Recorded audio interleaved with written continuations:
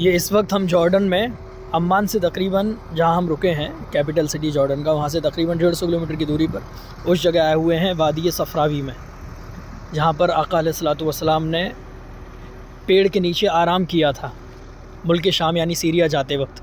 ये चारों तरफ रेगिस्तान, कहीं पर भी एक दरख्त का भी नामो निशान नहीं, हल्की फुल्की जो रेगिस्तानी घास होती है उसका वजूद है बस, बाकी ये हर तरफ रेगिस्तान है। अब सामने हम जो जा रहे हैं वहाँ वो दरख्त आने वाला है जहाँ सरकार अलैहिस्सलातु वस्सलाम ने आराम फरमाया था, और इस दरख्त को तकरीबन 1440 या 1450 साल गुजर गए, अब तक हरा भरा है।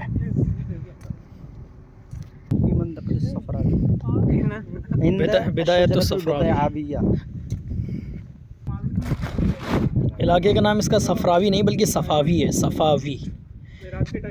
चारों तरफ रेत ही रेत है।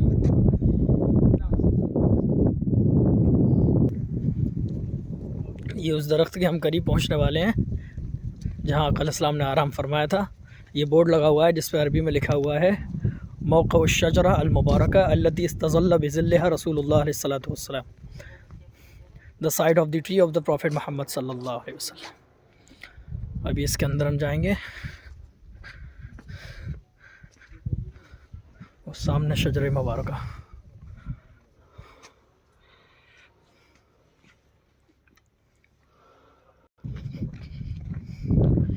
ये क्या आका अलैहिस्सलाम का अब तक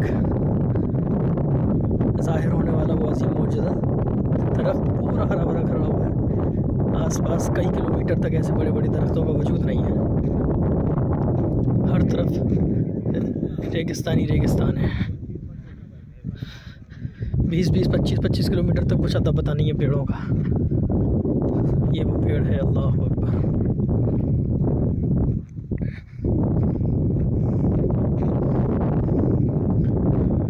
अल्लाहुम्मा सल्ली अला सय्यिदिना मौलाना मुहम्मद व अला आलिहि व सहबिहि अजमईन। अल्लाह अल्लाह अकबर।